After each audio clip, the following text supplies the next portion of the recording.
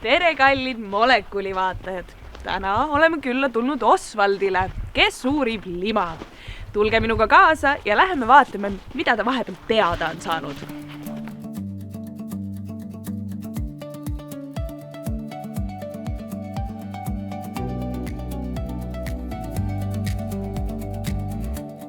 Osvald Maaler. Meie molekulivaatajate tungival soovil olete juba 2 kuud uurinud lima. Millistele järeldustele olete jõudnud? Tere! Teate, minu uurimustulemusena eritavad lima elusoletid. No kõik, kalad, teod, igasugused nälkijad, ahvid, isegi inimesed. No vaadake ise.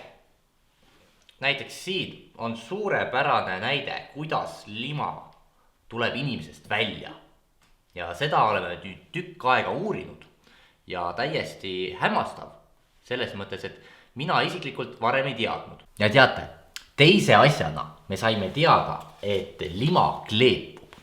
Nüüd see võib tulla teile üllatusena, minule vähemalt tuli, aga üllatavalt hästi kleepub. Kui sa paned ta ükskõik mis asja peale põhimõtteliselt ja siis ta liimub ülihästi seina külge.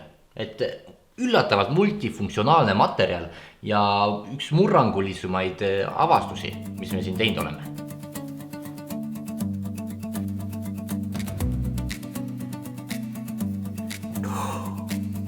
Ja teate, üks super asi lima puhul veel on see, et kui te oma käeselga kokku teete, siis talvel ei kuiva nahk ära.